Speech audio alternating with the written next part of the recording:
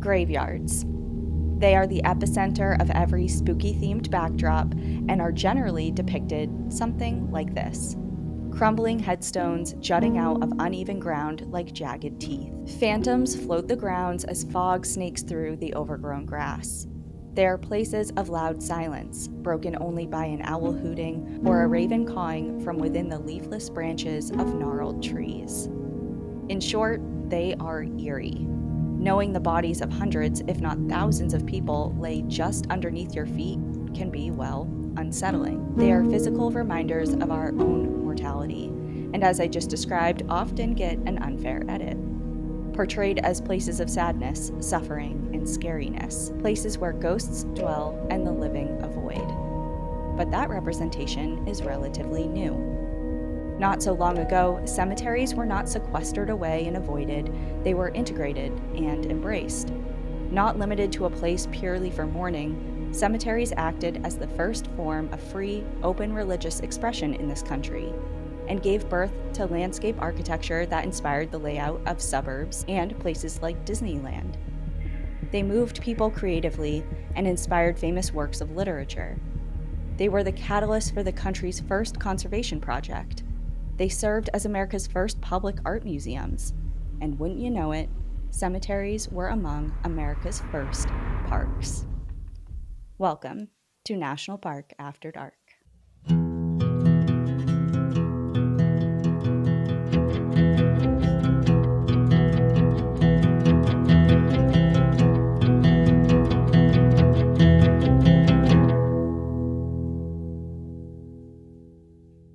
Fun fact, my first memories of learning how to ride a bike are in a cemetery.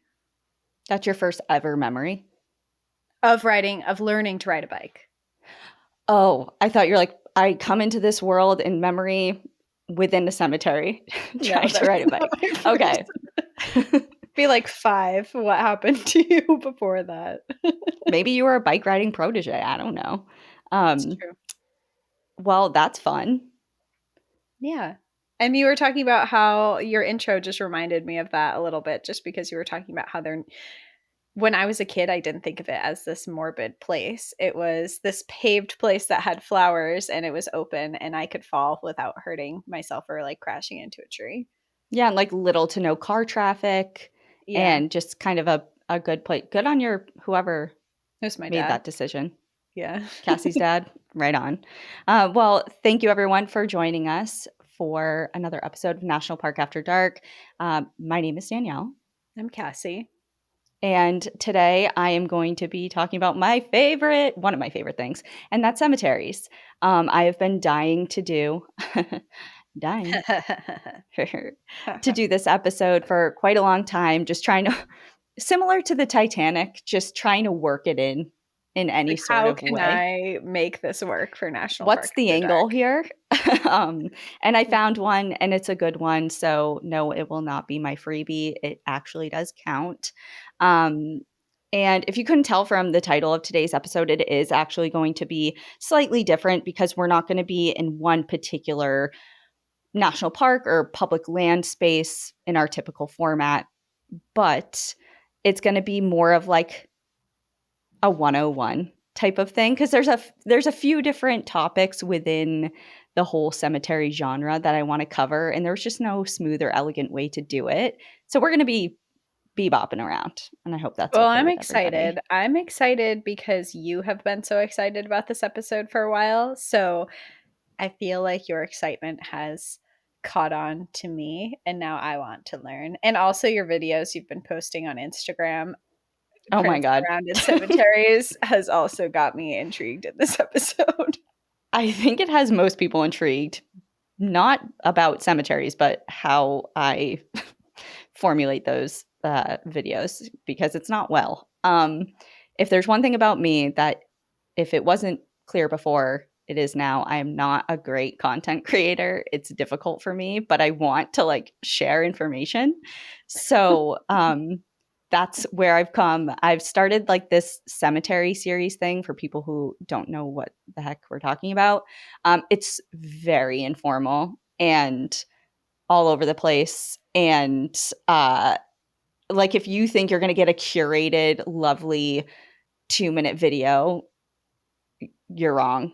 It's just me like literally just in cemeteries. I have a tiny little it's like one of those little tripods that are, I don't know, maybe like 5 inches tall. Like I That you feel attach your weird. phone to? Yeah, I feel Yeah. weird as hell. Like I would never bring like a ring light or like any sort of big stand to a cemetery to do content. Like no shade on people who actually do that. Because it takes a type of bravery to go out there in the public like that. Yeah. And to be fair, I'm usually by myself. Like I don't go to cemeteries that are active. They're all historic cemeteries that I like to go in. And but this time of year people are crawling around cemeteries when they usually are not. So I just feel really awkward.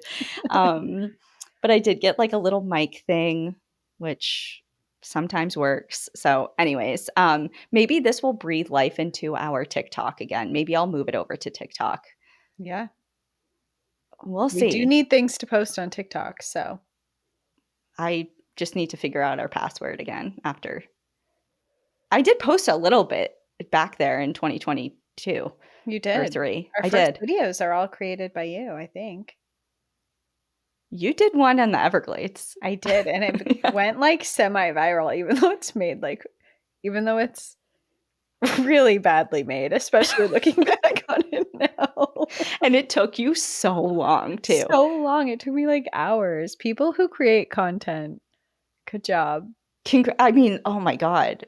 Kudos and flowers to you. And I just clearly I have an interest in it, but it's It makes me want to take a specifically within. class, honestly. I Like know. someone teach me how to use how do normal people go on TikTok and make a fun video? I don't know. I truly don't know, especially because when I was like going to edit the video together and like chop it up and try and put it in there, I maybe people do it on their computers, but I was doing it on my phone and like trying to take my fingers and like clip the video and like touch everything right, and then it wasn't precise, so it was just, I don't know, whatever. I don't know how people work like in those conditions. It was just I couldn't see anything. Yeah. All the text was tiny. Yeah. You want me to edit your MySpace page to be the exact color pink you want? I got you. I Do got you want me the to code? You want me to code? I'm ready. Want me to make a video on TikTok? Get out of here. No chance. Well, okay, back to to start, I guess, this episode, yeah, it's about cemeteries. Hopefully you'll learn something and give you an opportunity to do something fun this spooky season within your local cemetery. So before we get into it, because this is supposed to be like a fun, maybe not lighthearted episode, but more so light than some of our other topics generally tend to be. I do want to acknowledge right off the bat a couple of things. And first and foremost, number one, this is truly going to be a 101, meaning very basic and incomplete discussions of various topics. There are literal volumes of books written about each one of these topics that we're going to talk about. So just know that the world and the library is your oyster. And if you want to know more, like please research on your own. This is more of like an intro. So just, I am very well aware that many of these topics are like we're just scratching the surface of.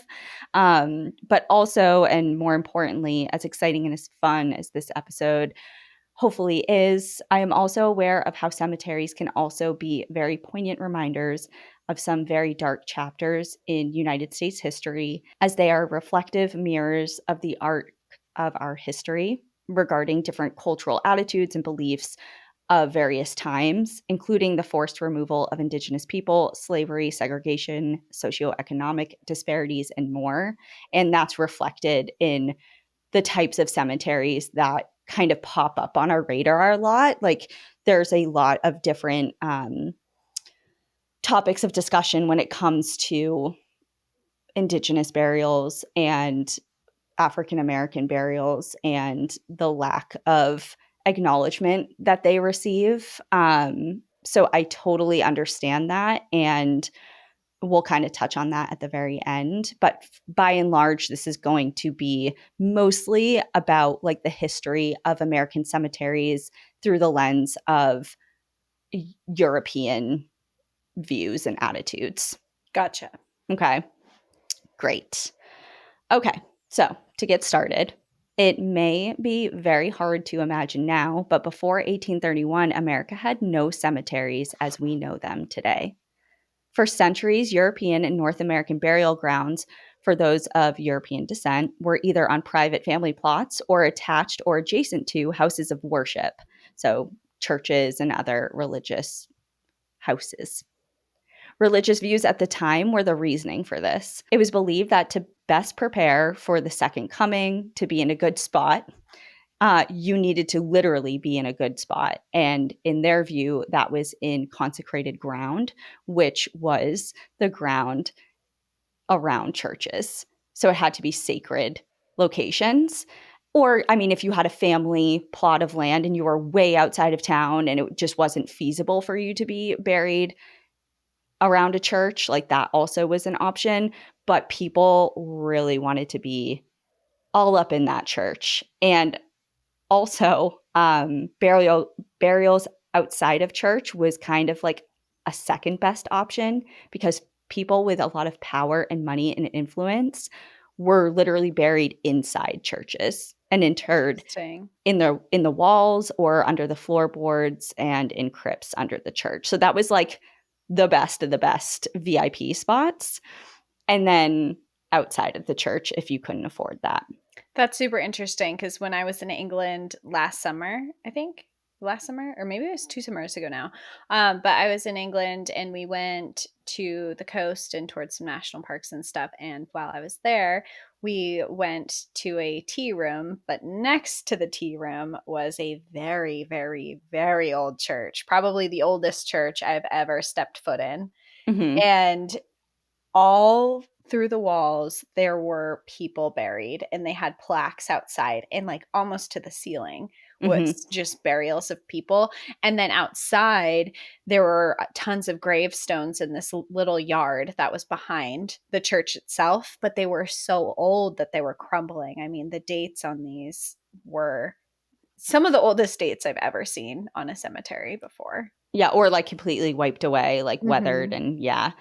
So that was the reason for it. I mean, it was religious. It's like for the second coming, which I know very little about, but I think it's when, isn't it when Jesus is supposed to come back and get you? You're like resurrected. Yeah, or It's something. like, good luck being resurrected as dust. You stupid idiots. Just kidding. Idiot. How are you going to eat snacks? Everybody can have their own beliefs. Who am I to say? Kidding. Like, we don't know anything about the afterlife. None of us do until we're there. So yeah, that's honestly every single time. Isn't this so weird? Every time somebody dies, the first thing I think, among sometimes like, oh, that's really sad. Like Jane Goodall. Yeah. Perfect example. She just passed away. And Queen. Have you seen the Netflix thing that she did? I haven't watched it, but I've seen previews because she did an interview in March of this past year that was to come out after she died. Yeah. So they were asking her like a lot of not hard-hitting questions, but just she knew it was going to come out posthumously. And so anyway, and she's been quoted in different interviews, and I believe in that one too, you know, when somebody's like, what's your next big thing? And she's like, you know, I'm in my 90s. My next big adventure is dying and seeing what happens. I did see that clip. And that is literally, especially since Ian died, just kind of like my first thought is, well, now that person knows. Mm-hmm. Now that person knows like what we're all dying to know, whether it's nothing or whatever version of what comes after this that we all like to toss around and contemplate and stuff. Like now they know. Yeah. But anyway, I saw Jane Goodall said something along the lines of, she's like, either nothing's going to happen and that's okay, or I'm going to be on the longest, best adventure after this. Yeah. Yeah. Oh, yeah. We lost a good one. Pour one out for Jane. Yeah.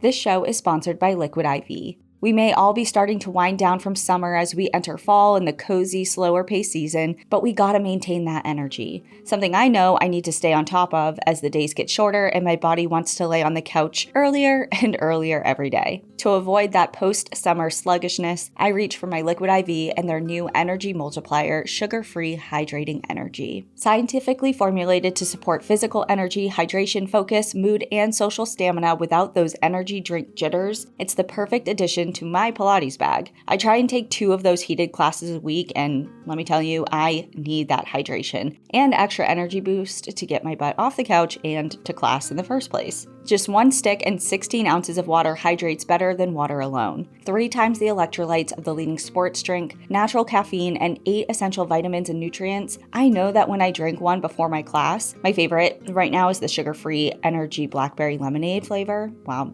it gives me motivation, you know? I know by drinking that, I'm setting myself up for success. Liquid IV is always non-GMO, vegan, gluten-free, dairy-free, and soy-free, and their Live Hydroscience is an optimized ratio of electrolytes, essential vitamins, and clinically tested nutrients, which turn ordinary water into extraordinary hydration. Don't just power through your day, ditch the glitch with 0 sugar and 0 crash from Liquid IV. Tear, pour, live more. Go to liquidiv.com and get 20% off your first order with code NPAD at checkout. That's 20% off your first order with code NPAD at liquidiv.com.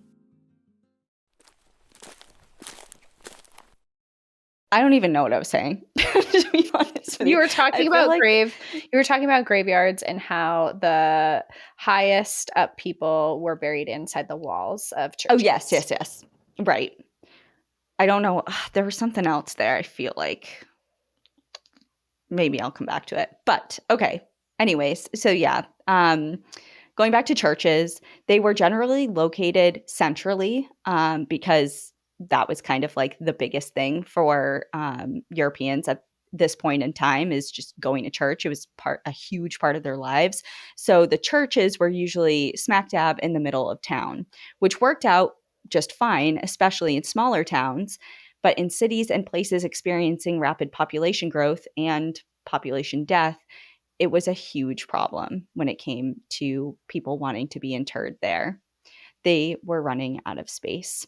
At first, churches would retrench, or essentially dig up old graves, remove the remains to be disposed of in charnel houses, which are buildings or vaults specifically designed for the storage of human remains, and then rebury someone new where they had just dug up somebody else. They're like, okay, we can do this for a little bit.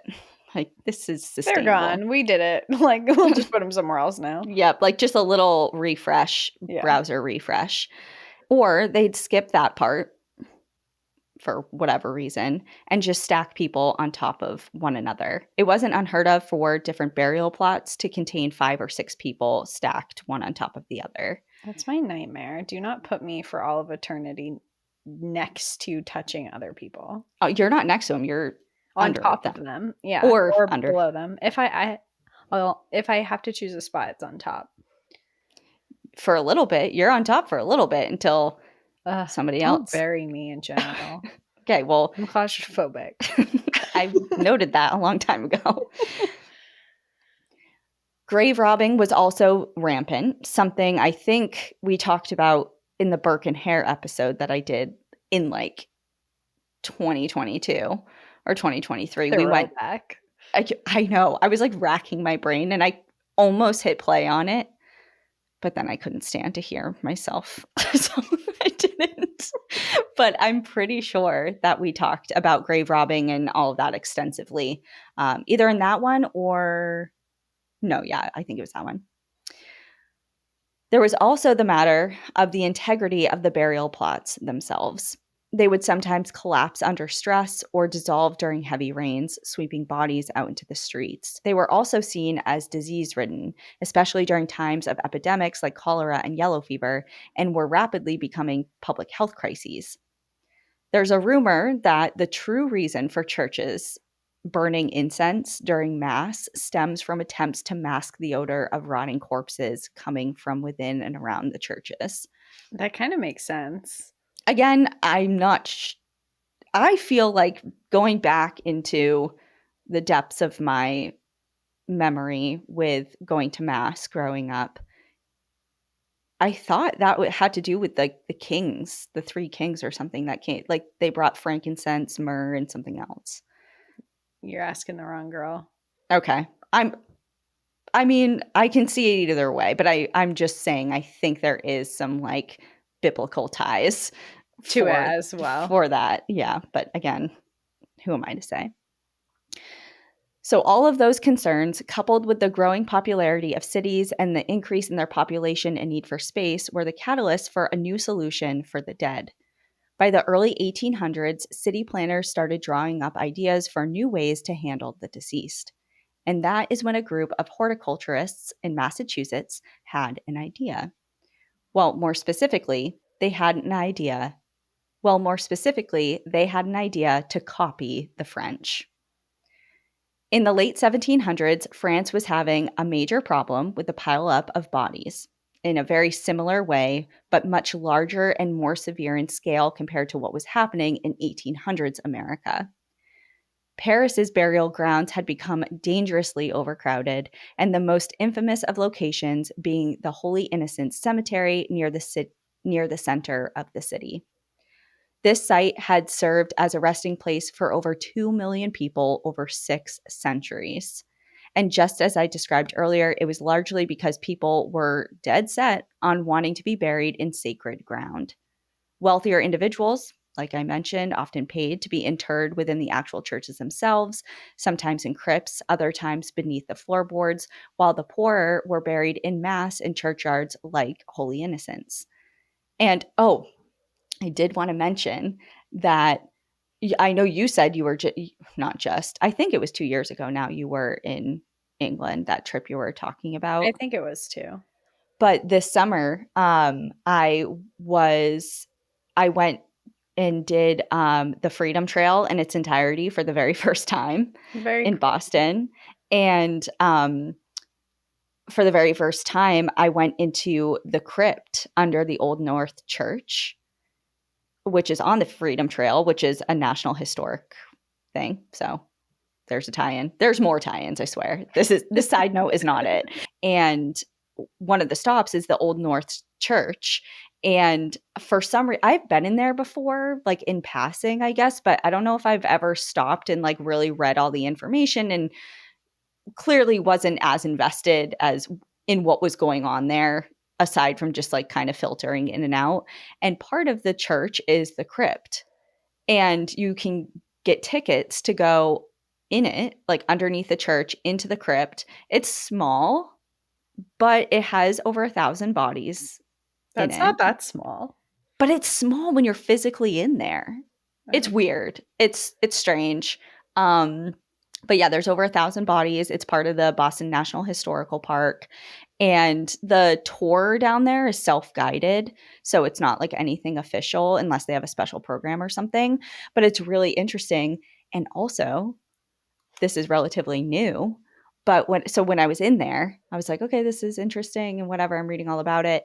And then there's this tiny little case in the very back corner that's a little plexiglass case, and it has this fragment of a brick in it and a sign next to it. I'm like, what the heck is this? And it's like the cursed brick. And I'm like, what? Oh. And so I read it, and essentially it's like, you know how people steal petrified wood from Petrified National Forest and then get bad luck and are like, please take it back. This is ruining my life. Same thing happened. I guess a visitor a handful of years ago took a brick from the crypt and stole it and then brought it back with this huge apology letter. And he's like, this is ruining my life. Like, it's cursed and I don't want it. And I'm so sorry I took it. And now they have a display of it. So then none of the other visitors do the same thing. Yeah, but it's strange because it's not like there's just bricks laying around. This guy must have pried this thing out of the wall. What a weird pastime. But anyways, so yeah, if you're interested in crypts and live in and around Boston, there's one that you can go visit. So anyway, back to France. In Paris, the overcrowding was reaching a peak. Grave diggers were dumping bodies into large pits without proper coverage. Sometimes bodies were not buried at all, just kind of stacked above ground. And this neglect turned graveyards into putrid, overflowing landfills of decomposing flesh. And the use of charnel houses was common. Once the remains decomposed, bones were collected and stored there, making space for new bodies, but it just was not, they couldn't keep up. Yeah. The sheer number of corpses led to horrible conditions. Piles of decaying bodies would emit fat that oozed across the cemetery grounds, and the smell of rot overwhelmed the surrounding neighborhood. Locals even claimed that the gases from decomposing bodies extinguished candles and discolored their clothing. Oh. I knew I didn't like Paris. I'm so sorry, but like, ew. That is gross. Paris was not one of my favorite places, and maybe I was picking up on a past life.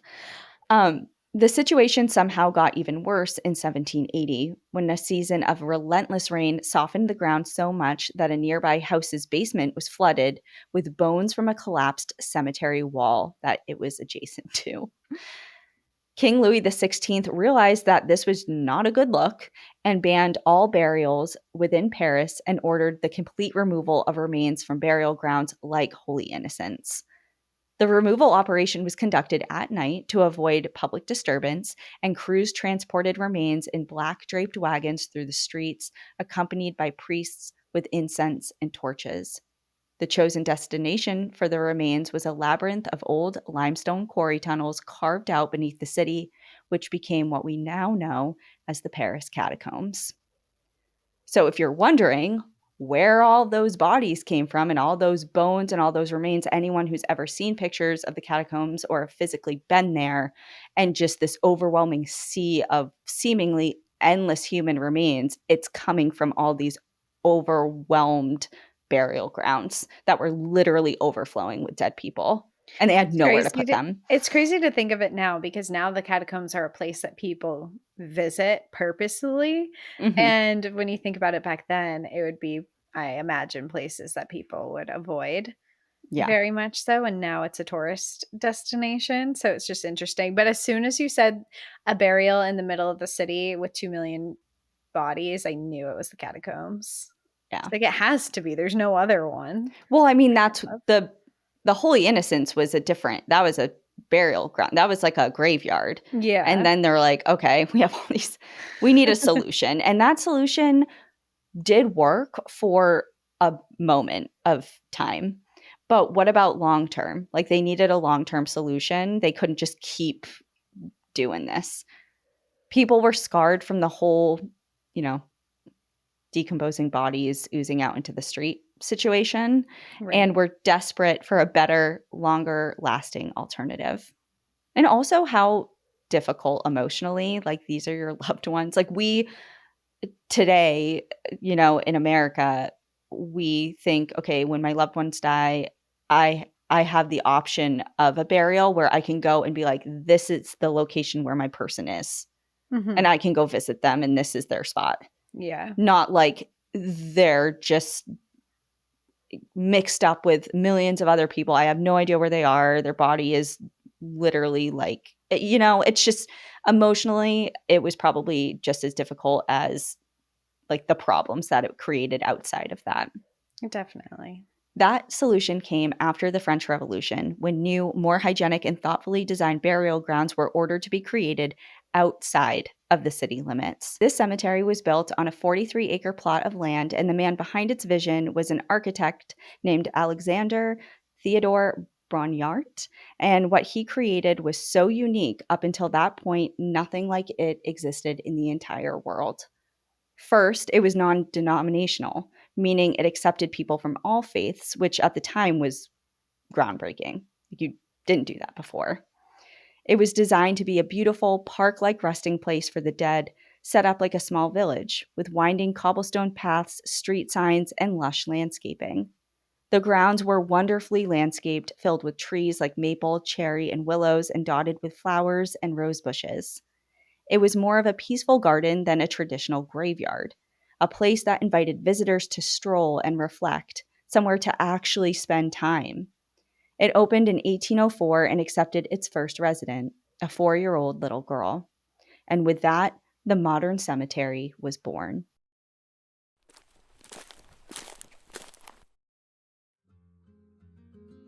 This episode is brought to you by IQ Bar, our exclusive snack and hydration sponsor. IQ Bar is the better-for-you plant protein-based snack made with brain-boosting nutrients to refuel, nourish, and satisfy hunger without the sugar crash. And they don't just stop at bars. They've got IQ Mix, a zero-sugar drink mix that hydrates with electrolytes, improves mood, and boosts clarity, and their IQ Joe, a jitter-free instant coffee packed with 200 milligrams of natural caffeine. There are plenty of flavor combinations to choose from across all IQ Bar products too, from mint chocolate chip protein bars to blueberry pomegranate hydration mixes to toasted hazelnut coffee and of course, limited edition and seasonal flavors. With over 20,000 five-star reviews and counting, more people than ever are fueling their busy lifestyles with IQ Bar's brain and body boosting bars, hydration mixes, and mushroom coffees. Their ultimate sampler pack includes all three. I've tried almost all of their flavors at this point, and at the moment, I'll give you an insight into my perfect ultimate IQ trifecta. And that's the chocolate sea salt bar, the iced tea lemonade hydration mix,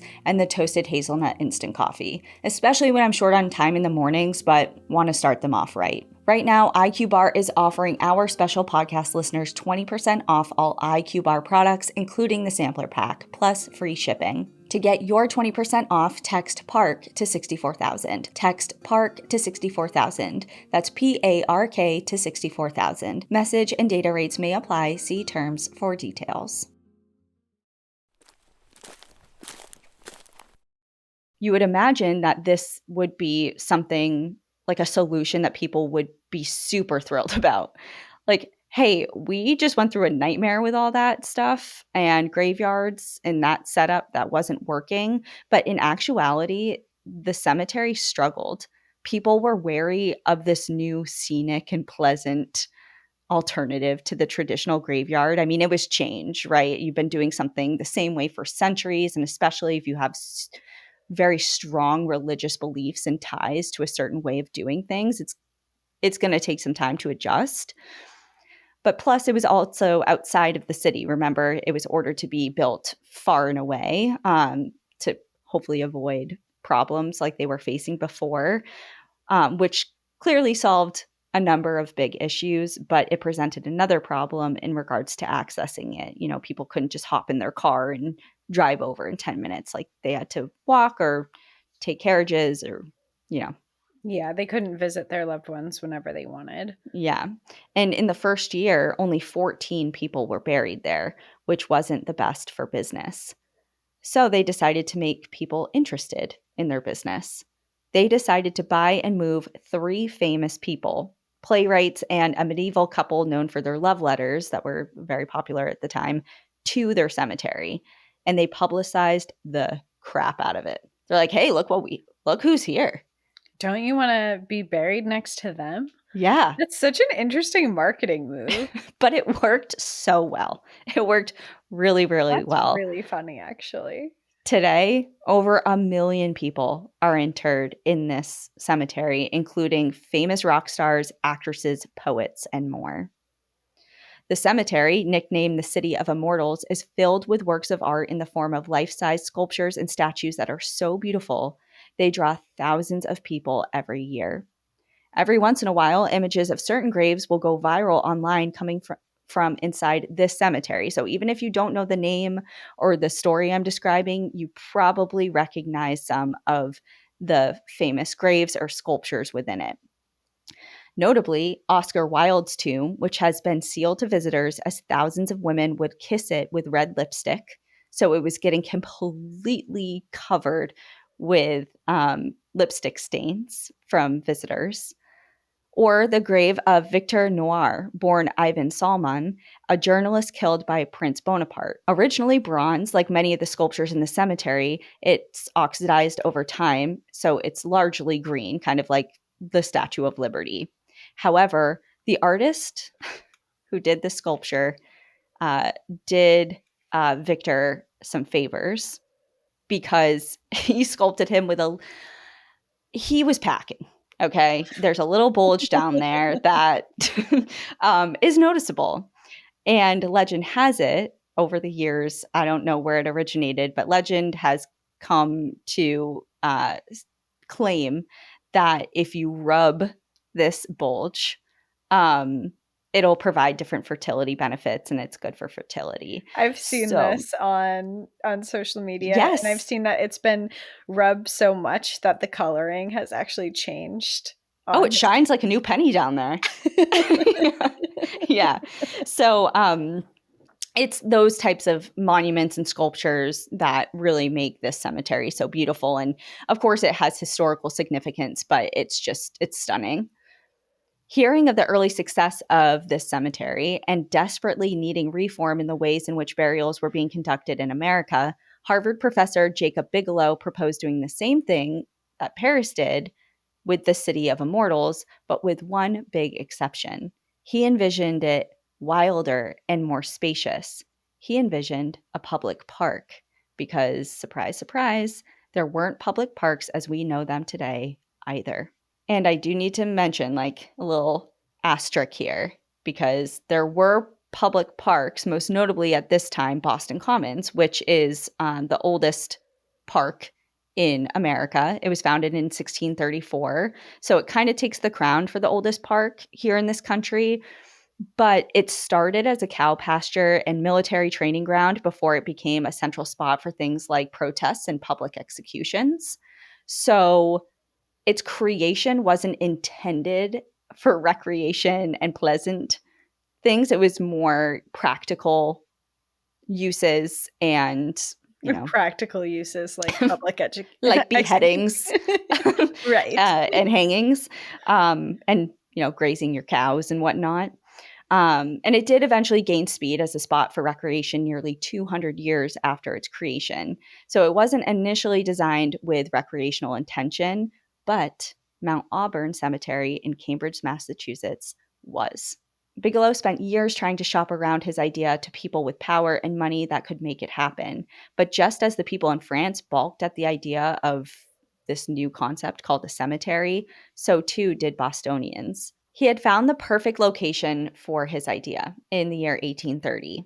Roughly 71 acres of forest nestled along the Charles River in Cambridge named Stone's Woods. It was used mostly by Harvard students as a place to meander and stroll, but it was undeveloped. It was just somewhere, people happened to pass through or spend time. He purchased the plot, but didn't have enough to develop it into his vision. Lacking public support, he turned to another form of support, the Massachusetts Horticulture Society, and offered them a deal. If they agreed to lend their name and support publicly and to use their bougie contacts and influential friends to gather support for potential investors, Bigelow would set aside 30 acres of the 71 acres of land for them to use as their headquarters and experimental gardens. It worked, they agreed, and the marketing, once again, was strategic. The project was advertised as the Horticultural Society's garden and cemetery. Like, they kind of were like, Small big font, big font garden, and then it's like asterisk and cemetery, very small. It was successful, and within a year, the garden cemetery was open. The first landscaped rural garden cemetery in the United States, complete with a lavish opening night ceremony in the cemetery's amphitheater. Plans were immediately drawn up for the construction of the grounds through naturalistic landscape elements, which included dredging ponds and creeks, constructing a large viewing tower, installing fountains, and carving winding paths and roads throughout the property, leaving wooded areas and reflective ponds, and highlighting the panoramic views from the Central Hills summit that overlooked the city. Then there were the plants. As news of this new crazy idea called a garden cemetery spread, horticulturists from around the world sent gifts of seeds. Everything from magnolia trees from Ohio and vegetable seeds from the London Horticulture Society. By the end of the 1830s, Mount Auburn had several hundred trees planted and was just getting started. It began incorporating conservation ideas over time. By 1870, with a growing interest in Mount Auburn as a destination for bird watching, a committee on birds for the cemetery was established, resulting in planting of trees and fruit-bearing shrubs that would attract the birds. Sculptures were installed, becoming the first outdoor sculpture gallery in the country, and all of the work that was done with the intentional landscaping resulted in the first true landscape architecture project in America. So there's a lot of firsts going on here with a cemetery. Like we have all these things that we kind of take for granted now, and I mean, you don't even bat an eye at them. It's so Yeah. normal. But this was the one of the first projects that really paved the way Yeah, when for a you're lot of talking things. about it, I'm like, yeah, all this makes sense. But it doesn't, you forget that at one point this was an idea and Right. not a normal. Right.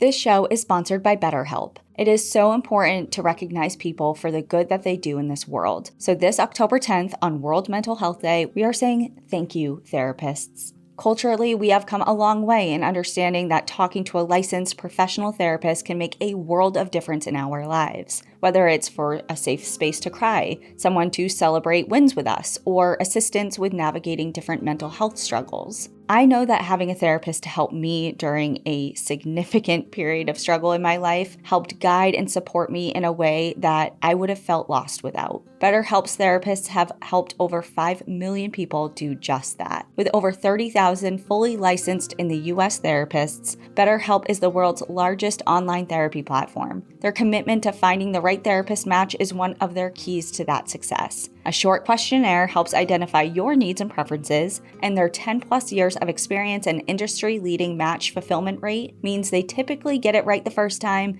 but if for whatever reason you aren't happy with your match, you can easily switch to a different therapist at any time from their tailored recs. And it works, with an average rating of 4.9 out of 5 for a live session based on over 1.7 million client reviews. This World Mental Health Day, we're celebrating the therapists who have helped millions of people take a step forward. If you're ready to find the right therapist for you, BetterHelp can help you start that journey. Our listeners get 10% off their first month at betterhelp.com/NPAD. That's BetterHelp, HELP.com/NPAD. Word spread fast, and as plans moved off blueprints and started taking shape in real life, people took notice and wanted in.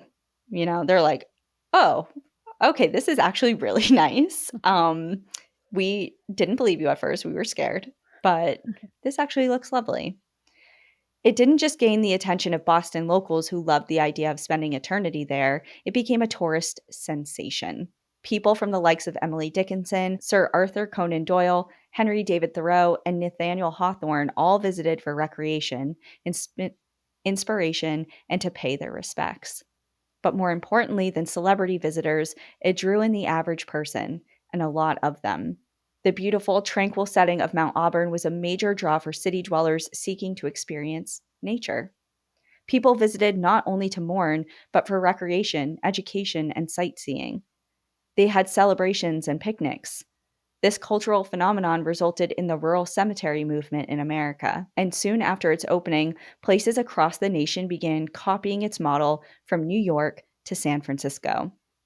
As Greg Melville states in his book, Over My Dead Body, Unearthing the Hidden History of America's Cemeteries, says of Mount Auburn, quote, it laid the first building block for the modern environmental movement, untethered graveyards from houses of worship, and turned them into freestanding entities which transformed America's burial practices and customs. Nearly every modern cemetery in the country shares DNA of Mount Auburn. 7 years after the opening of Mount Auburn, Greenwood Cemetery in Brooklyn opened its giant brownstone Gothic revival gates.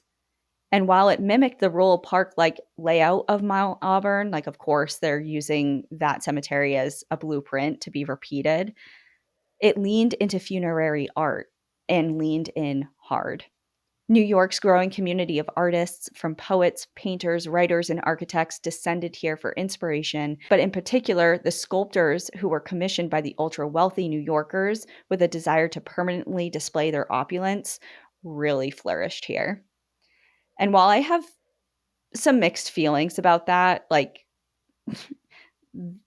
what they were commissioned to create for people is so extra and so bougie and so over the top. Like For someone who wants a simple green burial and not a lot of razzle dazzle, this is the complete opposite of that. They kind of just really wanted to leave their mark of who they were and the power and money that they had. So while I don't know how I feel about that for myself, it sure as hell makes for an absolutely stunning cemetery. And I'm so happy that a bunch of people decided to do it at one point because I get to see it It's like not and for enjoy me, it. but it's beautiful. Right. And people of the time, too, took notice of the grand mausoleums, the life-sized or larger bronze and marble statues, and other artistic funerary pieces. It gained so much popularity, in fact, it became the country's most visited urban tourist attraction nationwide. Interesting, a cemetery. Yeah. So, what the heck were people doing there? Of course, many of them were simply taking in the sights, strolling the grounds, observing the scenery and monuments, and absorbing the peace and tranquility that cemeteries generally offer. But they were also picnicking. An article from the Bellows Falls Times from July of 1894 reads, quote, "Holding a picnic in a cemetery may seem a rather gruesome festivity, but it worked happily in the town of Temple the other day. All hands on deck took hold and beautified the grounds, and the cemetery picnic was so successful that it will be repeated next year." All over America, people started flocking to cemeteries for the exact things you would see today in public parks. They would lay out blankets with baskets full of sandwiches and drinks right alongside the headstones, at times having full-fledged multi-course holiday meals with the dead. This was in no way a revolutionary idea. People of different cultures throughout time have long-standing traditions of eating meals with the deceased. But for America, this was very new and weirded out a lot of people, especially older generations. While it may seem strange to us now, we have to consider the time and a couple of different factors. First, this was a time before public parks. Like I said, cemeteries were the parks. There is no established areas for people to go and do activities like this in a public rural setting. Yeah, you're not in the middle of New York City and you can go to the park and play frisbee and have a picnic and read a book under a Right. tree. If you want to find that solace, it's in a cemetery. Yep. And secondly, Americans had a much closer relationship and a higher level of comfortability with death. This is a time where the child and infant mortality rate was high, and women frequently died in childbirth. Men died in wars, and disease epidemics took people by the millions. It was when somebody dies young today, it's a tragedy, and of course it happens, but not nearly to the degree that it happened before. So people had a more intimate and close relationship with death, and we're just kind of like, it was more of a norm and something that wasn't, I mean, our attitude here in America at this point in time with death is very removed, and it was not that way at this time.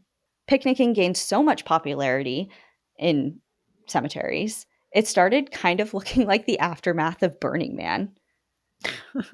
A June 1900 article, I know, not good. A June 1900 article from The Conservative stated, quote, "A remarkable fad sprang up in Denver of going to cemeteries for picnics. It has become such a nuisance to have thousands strewn the grounds with sardine cans, beer bottles, and lunch boxes that the police interference was almost contemplated." So people are just leaving garbage and litter and trash, like with thousands of people doing that. Yeah, it And adds leaving. up very And quickly. yeah. And I don't mean to pick on Burning Man. I just feel like festivals have that type of reputation. I have no interest in ever finding out for myself. Just as with golf, if you ever find me at Burning Man, You've something hit rock bottom. has happened. The popularity of picnicking in cemeteries eventually faded by the 1920s and has even been banned in certain cemeteries, even to this day. But as with many urban parks we see today, and certainly within national parks, it isn't always about what cemeteries can do for people, living or dead, but what they can do for conservation. In the early 1930s, a young Ralph Waldo Emerson started spending a lot of time in the woods near his grandfather's home in Concord, Massachusetts. Gaining inspiration from the natural world in that slice of forest in New England, he went on to publish Nature, a book-length essay that became essentially the gospel for a literary and philosophical movement called Transcendentalism, a movement which set the stage for the American environmental movement. And you can read all about that movement, but at its core, it was essentially this movement that really took hold in the 19th century and emphasized individual intuition and self-reliance and like kind of this inherent goodness of humanity and nature and the belief that spiritual truth transcends material reality. And it kind of rose in popularity, especially here in New England. Like that's obviously where it took root here, as kind of a reaction against organized religion. And it kind of encouraged people to just find truth and through personal experience with a deep connection to the natural world versus finding it through organized religion. Concord became the focal point of this movement and attracted people like Henry David Thoreau, Louisa May Alcott, Nathaniel Hawthorne, and Margaret Fuller to the area to stroll the woods and contemplate transcendentalism. Right, that thing. Of course. As one does. As we all do. Many of their works were inspired by this piece of property and stuck with them both professionally and personally for years and years to come. However, by 1854, 90% of Concord had been stripped of its woodlands. Writing in his journal, Thoreau remarked about this, writing, quote, "Each town should have a park, or rather a primitive forest, of 500 acres or 1,000 acres, where a stick should never be cut for fuel, a common possession forever, for instruction and recreation." And the best shot at protecting a space like that? A rural cemetery that would protect it forever. And thus, with Emerson of the Cemeteries Commission, construction of Sleepy Hollow Cemetery began in 1855. Sleepy Hollow? As in the legend. Sleepy Hollow? The like the legend Headless Horseman of Sleepy Hollow. Yep. Wow, how fitting for this time of Spooky year. season. Guess what? I'm not going to talk about that legend one bit. Really? Wow. Really? Sorry. Maybe. But it's Sleepy Hollow. Maybe some other time. I was too focused on the cemetery portion.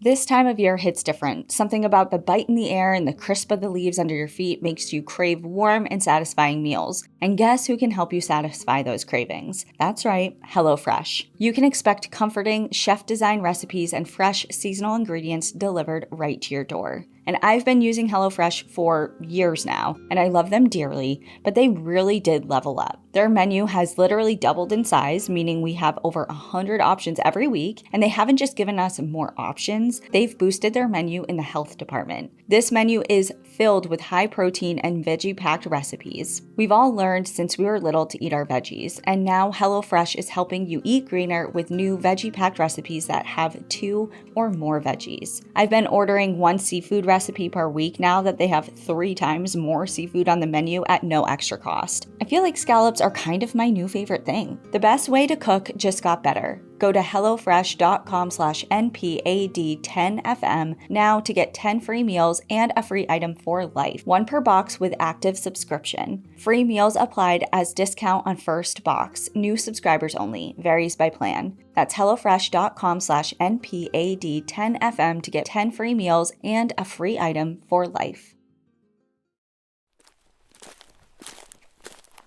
As many trees as possible were saved during construction of the cemetery, and during its opening cemetery, Emerson spoke of how he envisioned, as the years passed by, the beauty of the cemetery growing and maturing. That, quote, "These acorns falling at our feet would someday become oaks overshadowing our children in a remote century." Sleepy Hollow's creation, the way it began as this idea to intentionally protect and cultivate nature in a segment of forest, again, was unprecedented. And as author Greg Melville points out, Sleepy Hollow is often omitted from the conversation regarding the first to protect a natural space in this country. forgotten as often happens to burial grounds. Instead, the focus is placed squarely on the space designated by Congress in 1872, and that is Yellowstone National Park. Many of the people who advocated for the protection of Sleepy Hollow are buried there, including Louisa May Alcott, Nathaniel Hawthorne, Thoreau, and Emerson, eternally resting under the trees they wanted to save. So Sleepy Hollow began as a conservation project and wanting to protect the forest. And it's like, how do we do that? I guess you bury dead people here because then it's protected. It was like almost like a loophole in a way, Yeah. you know? It's smart. It's a smart loophole. It's like, well, you can't destroy land that is a important burial ground. Right. It's very, very clever. Sneaky. With all of that hype and love and admiration for cemeteries and how beautiful and meaningful they are dying in visitation and in use. There are a few reasons for that, but overwhelmingly, we are choosing other alternatives when it comes to deciding what to do with our mortal remains. Aquamation, green burials, human composting, body donation, and even becoming part of a memorial coral reef have all risen in popularity as we have woken up to how problematic the death industrial complex has become. People argue it has become predatory and powerful, and not to mention, it is absolutely horrendous for the environment. Aside from the glaring problem of running out of space for sprawling cemeteries, those once far removed rural garden cemeteries are now encapsulated by cities who have grown to surround them. But traditional burials are bad, bad news bears for the environment. Because, at first it's like, great, let's just over there, away from all the people. There's so much space and room. And again, it's like that was a solution to a problem at one point, but now we're running into that problem again. I mean, like, Well, when you kind of think about it too, is like in Sleepy Hollow's case, you are preserving some of the trees that were otherwise going to be bulldozed over and built upon. But when you look at cemeteries as a whole now and today, a lot of them have paved roads in them. They have to cut down trees because you have to bury bodies and have gravestones. So you are, even though you're preserving a piece of land, a lot of it is grass and buried bodies well, the and way it's stones. landscaped and things are, Yeah, it's different. not as eco conscious as you might think. But also, like Mount Auburn in their case, which, surprise, we will be going to tomorrow before our Oh. event. Oh, no. Yeah. Because it's close to where we're going tomorrow. Oh, So that makes sense. I would like to bring you, because I have been before, and it's amazing and beautiful. And I think after, especially hearing this, like 24 hours later, seeing it in person would be really cool. But with their case, originally it's like, great, it's away from the city. It overlooks Boston, but it's still separate. Now, oh my God, it's in the middle, smack dab in the middle. Cambridge has surrounded, grown up around Cambridge it. is huge. It's basically Boston. Right. So it's like that idea that was once a answer to a big problem as far as, keeping it away from, we're running out of a way is what I'm saying, Gotcha. so that's a problem. But also traditional burials are just terrible for the environment. And that's another huge conversation and one that could take up an entire episode. But I just want to give some fast facts about it just to give you a glimpse into how terrible it is for the environment. According to the Green Burial Council, every single year, Americans alone deposit into the ground through burials 4.3 million gallons of toxic embalming fluid, including formaldehyde, along with 1.6 million tons of concrete, 81,000 tons of metal, and 20 million board feet of wood. Heavy metals from medical devices left in corpses and powerful pharmaceutical drugs like those used in chemotherapy also seep into the ground and, along with the embalming fluids, eventually seep their way into underground waterways. Cremation is also a hugely popular alternative to traditional burials that have, skyrocketed in popularity. over the last few decades, and for a time was thought to be a much better alternative to traditional burials for environmental reasons. But studies over the last few decades show, as the process stands today, I mean, there are improvements trying to be made with the technology and how things are done with cremation, but as it stands right now, it isn't better by much due to the release of harmful gases and the huge amount of energy that it needs to power even a single cremation. So that's kind of a side note, but I did want to mention that. So as all of these facts and figures start to emerge, the public is starting to favor more environmentally friendly options as we begin to recognize just how huge of an environmental impact traditional burials have on our world, which is great. I mean, this is great for nature to improve your, what you can do to reduce your carbon footprint even after you're dead is awesome. Totally a big advocate for that. But in the context of cemeteries, it's bad news because with their interred residents becoming further and further removed from the living and other options for recreational activities that people once sought to do within cemeteries, like, there's actually you can go to a public park now Yeah, they to exist. play You don't flag have to be at football. a You don't, cemetery. yeah, you don't have to go to a cemetery. There's less visitation. Like especially here in New England with the older cemeteries. I mean, people aren't visiting their great great great grandfather. Like the graves from No. 1772, the cemeteries and burial grounds, a lot of them are burial grounds that once had a church or some form of house of worship that either has been burned or demolished or whatever. There's usually a plaque that'll say like this here once stood, whatever. I think we also have a lot more of a connection to our loved ones who have passed on, remaining nowadays than we did when cemeteries first became an idea. Because when we first, I mean, going back for a long time, but cemeteries were where your loved one was. And that was kind of the only place that you could be close to them. But now we have pictures, we have Right. videos of them, we have all of these things where we can feel close to them in our homes, where I feel Hmm. like has also probably really contributed to people not going to cemeteries as much. Exactly. And, a lot of people just aren't being buried. Yeah. Like uh, my the people who I've lost that are very close to me do not have physical graves. Hmm. So there's no need for me to personally visit a cemetery for personal reasons in that way. So with all of those factors, there's less visitation, which means less money.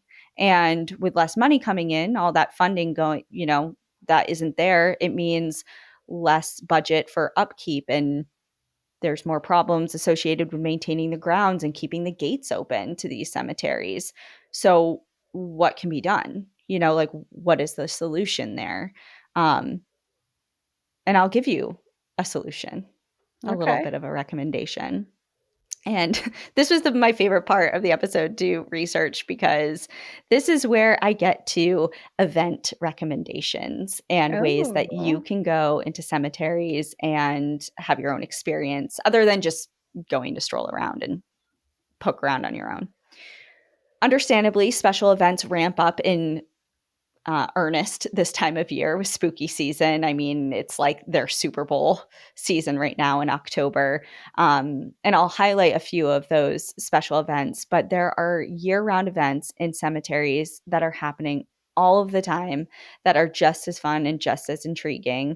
And I really encourage everyone who is even slightly interested in this topic or just their local history to look into events that are going on in their nearby cemeteries or historical societies, because I guarantee that you will find something nearby that you will want to participate in or at least investigate and see what it's all about.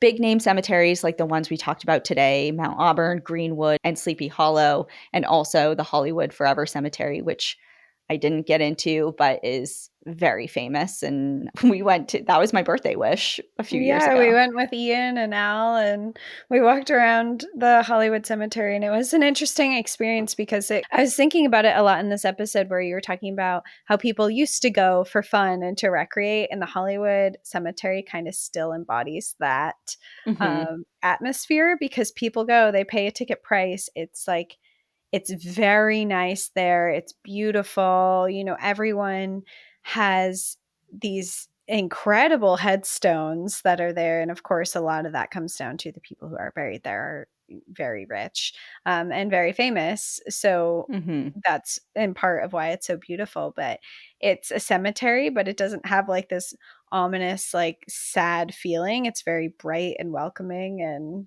it was an interesting place to be. Yeah, and that's like a perfect example of having famous people interred there and drawing visitors. Mm. Because I wanted to go because we were there already for another event. It lined up with my birthday, and it's kind of like this iconic location. And we got the map, and we're like, have Yeah. it out, and we're like, okay, Like, where's who's Judy buried where? Garland? And Yeah. yeah, I have a picture of Ian in front of what's his name? Ramon something. He's like a famous rock star. I And remember that.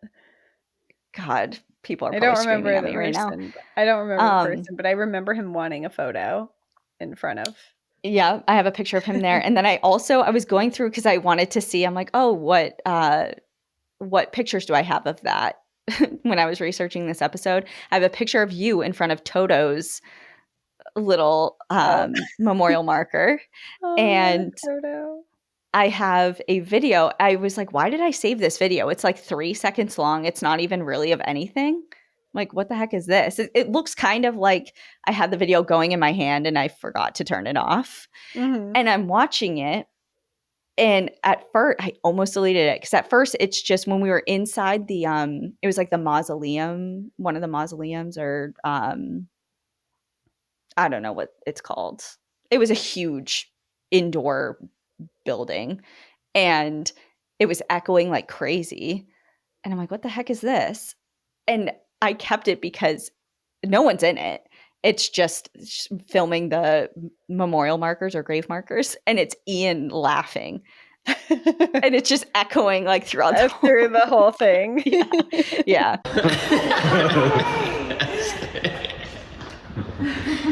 But anyway, yeah, so that's a perfect example of somewhere that does really leans into events and drawing people there. And like you said, I mean, a lot of people who are interred there are very wealthy. So they Yes. have money coming in and things like that.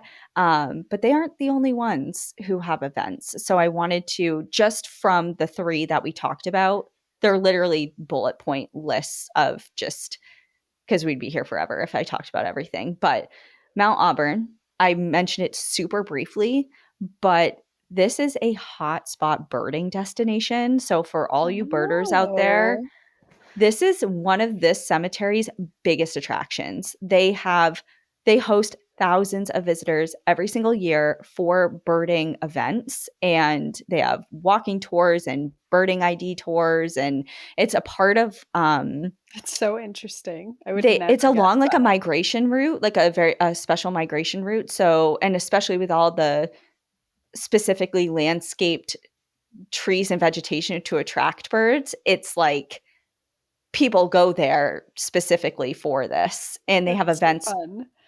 like seasonally for it. It's really interesting. um, they also have everything from forest bathing um, spot they have everything from forest bathing opportunities, drawing workshops, historic walks, meditation retreats. Like, they have events all of the time. So this is kind of, it goes without saying that most of these cemeteries have special events that have to do with historic walking tours of the history of the cemetery. This is like above and beyond those offerings. Gotcha. Greenwood in New York has candlelit walks. They have parades. They have death education series, school programs, school field trips, environmental and historical research fellowship opportunities. They have artists in residence programs because, like I said, they really gained a lot of notoriety for their art, especially when they started. They have after dark light shows and so much more. And then Sleepy Hollow, of course, has lantern tours. They have murder mystery events, jack-o'-lantern painting nights, especially this time of year. They have live storytellings of classic tales like Dr. Jekyll and Mr. Hyde, The Legend of Sleepy Hollow, Dracula, and The more. Headless Horseman. I gotta go since I don't know anything about it, apparently, and neither will you from this episode. Cemeteries also routinely host outdoor movie nights. That's a huge thing this year. They're starting to wrap up because the weather, especially in New England, is getting chillier. But they'll like look up what is it called usually? Cinema in the Cemetery events near you. And you can literally, it's like outdoor. You just bring your blanket and a chair and set up in the cemetery, and they have a big outdoor projector and you can watch a movie. Cute.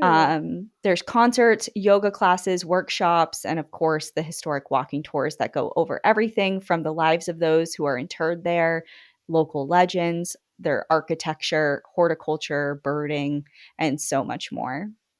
And to finish this up, if you don't live near any cemetery that hosts events like this, or if they happen to be all sold out, especially this time of year, they're super popular. I looked into a couple at Mount Auburn and they were like, yeah, no, you're not getting in.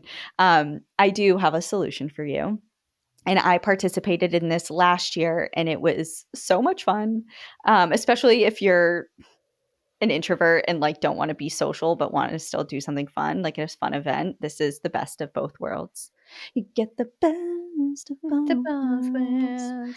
I don't know, right? I don't either. I was gonna let you take it away. So I follow a page on Instagram and it's called Talk Death Daily. And each year they host a cemetery scavenger hunt. And this is an event that you can do 100% by yourself in whatever cemetery that you choose, or at one of their participating cemeteries that are involved in the event. So I'm going to break down how this works because I was like, oh my God, I hope this comes out before the cemetery scavenger hunt. And it does. So if you're listening to this in real time this year, you have roughly a week to prepare yourself. So this year it's running on Sunday, October 26th. So on that day, this is what you're going to want to do. You're going to want to pick a cemetery and arrive there at least 10 minutes before the start time, which will be 2:30 p.m. Eastern.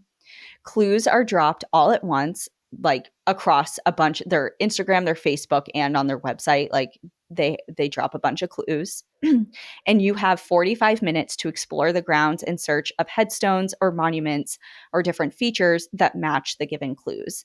And once you find the clue or the answer to the clue, you take a selfie with it and you're provided with this form that as you find the clues, you upload your picture to the corresponding clue to show that you found it. And you have to just submit it by the end of the allotted time, which is 45 minutes. And they pick winners and announce the winners about an hour after the 45-minute window closes. And they give out prizes to the person who finds 13 clues first, the highest number of clues found over the 45 minutes, and different accolades for most unique photography. Sometimes people they say, okay, you need to be able to identify yourself within each picture. So we know you're not just Googling a picture and uploading it once you see, right. We have to see that this is you. And in the past, some people have dressed up or used a little fun, like a Bigfoot little figurine or something to hold, or just something unique fun. and cute. Yeah. So most creative photography, they'll give out awards for that too. And they advise you to do your research beforehand into your cemetery of choice to make sure you're doing everything by the book, make sure that you're not going to break any rules or go against any guidelines of that particular cemetery, just to make sure you're being respectful. And of course, that means being mindful of any other people that may be in there and staying far away from any active burials or ceremonies or anything like that. And they encourage you to find cemeteries that are the most historic and larger diverse that you can, because it'll give you a better chance at They're locating finding like clues. all of these things. Yep. And if you are close to one of their partners, they're doing collaborations with some really incredible cemeteries, collectives, and individuals and different death adjacent groups to give you an opportunity to connect with like minded people. And they really encourage you to go out and go to one of those events if you're close to them. And I wrote down 3: the Forest Lawn Cemetery in Buffalo, New York, Lone Fir Cemetery in Portland, Oregon, and Riverside Cemetery in Waterbury, Connecticut are participating this year as like official partners. And the clues are kind of just to give you like a snapshot and like, what the heck are you looking for? Yeah. Last year, I'm trying to think. So last year it would be like, find a like a weeping willow, like, because there's, if you follow my cemetery symbolism series, you know that there are different symbols and things like that on headstones that were popular at different points in time in history. So they'll be like, find a headstone with a weeping willow, or find a headstone where the person's initials are all H. So like Horace Herbert Harrison, HHH. Gotcha. Or So there are like things just that you could find in most cemeteries theoretically. So you can do correct. it from wherever you are. Yes. That's cool. That's a fun Yep. idea. Or like find a grave that somebody died in 1879 or Right. whatever. Like, it's just they try and make it as accessible to the most amount of people who are going into their local cemeteries versus like particular ones that can be only found in certain You're locations. not going to find Judy Garland. Right. It's like, find Judy Garland. Good Like, luck. okay, one cemetery. Yep. That's such a Yep. fun way to do spooky season. Yeah, and to get people out and involved and interested and eyes and on locations that you may just like I mean, the amount of cemeteries that we drive by as the average person is crazy. I mean, they're everywhere, but they're just places that we don't really venture to often, and they're just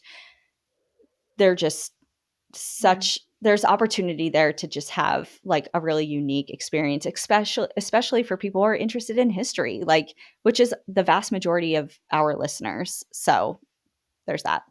And the last thing about that event in particular, this year they're raising funds for the Black Cemetery Network, which is a national platform for highlighting activities to identify, interpret, preserve, and record African American burial grounds and their histories, with an emphasis on identifying, honoring, preserving, and archiving Black cemeteries that have been marginalized, underfunded, unmarked, or abandoned.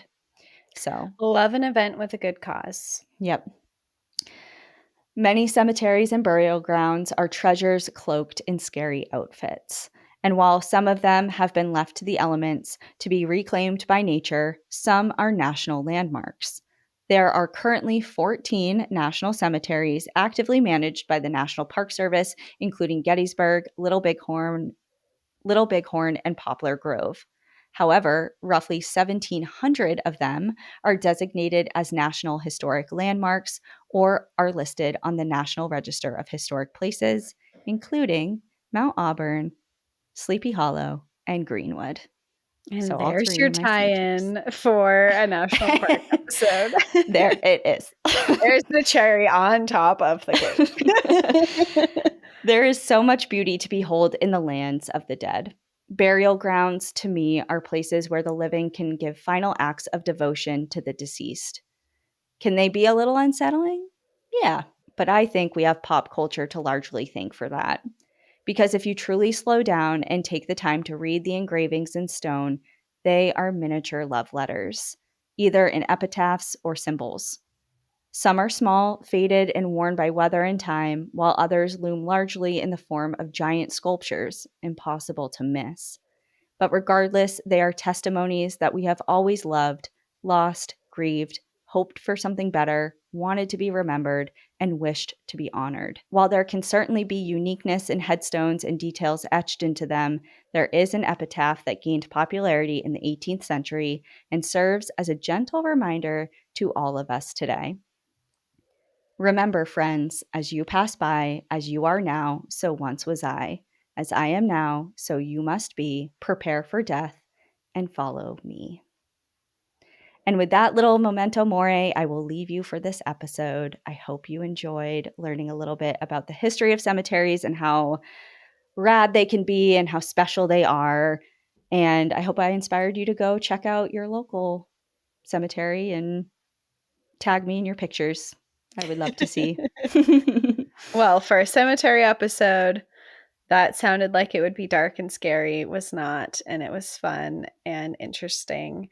And I think just right on the money for spooky season. And I loved the little end part where you said that graves are just tiny love letters. They are. Like, if you think about it, and you're not going to spend money and time and like resources to putting up a memorial, whether it be simple and small and plain or elaborate and decadent and opulent, like big to small, you're still doing it because you love that person and want to honor them. Unless you figured out for yourself beforehand, you're like, I'm commissioning this for me when I die. Largely it's unless you're setting yourself up, which is still a love letter to yourself. Right. And just a little at the very, very end here, just a shout out for my primary resource. This book here, which I did mention in a quote earlier, it's called Over My Dead Body, Unearthing the Hidden History of America's Cemeteries by Greg Melville. This book, I'm not even going to lie, I read this last year, and this is one of my favorite books of all time, like top 5 book. Wow. Okay. That's a big honor. It You've is read a lot of books.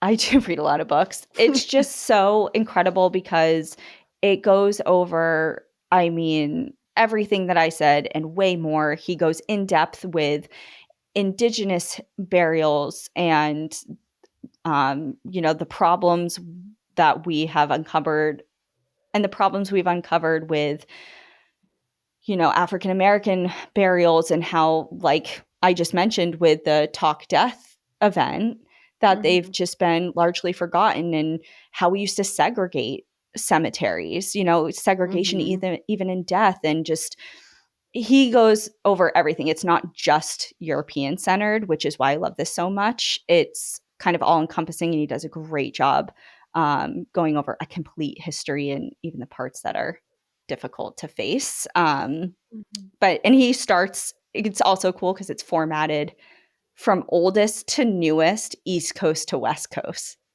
Interesting. So he'll start in like Plymouth, Mass, and then work over to like the Hollywood Forever Cemetery.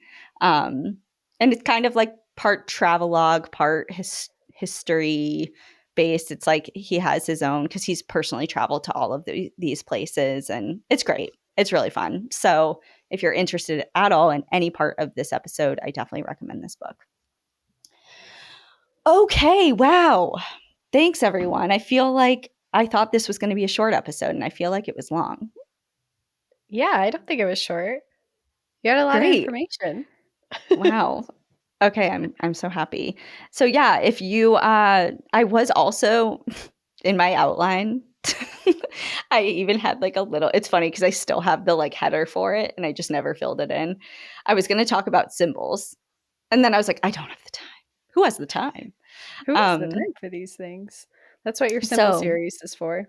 Yeah, that's right. So if you were interested in that, be on the lookout for some chaotic material on. It's on Instagram right now, and maybe one day it'll make its way to TikTok. We'll see. Yeah, we'll see. Okay, everyone. Well, thank you so much for joining us and learning a little bit about the history of American cemeteries. We appreciate you so much. We'll see you next week. In the meantime, enjoy the view. But watch your back. Bye, everyone. Bye. Thank you for joining us again this week. If you love National Park After Dark and want to hear exclusive bonus stories, join us on Patreon or Apple subscriptions. Patreon subscribers have access to our National Park After Dark book club, live streams, Discord, and much more. If you prefer to watch our episodes, video episodes are now available on YouTube. If you're enjoying the show, please take a moment to rate, review, and subscribe on your favorite listening platform. And to follow along with all our adventures, you can find us on Instagram, Facebook, TikTok, and X at National Park After Dark.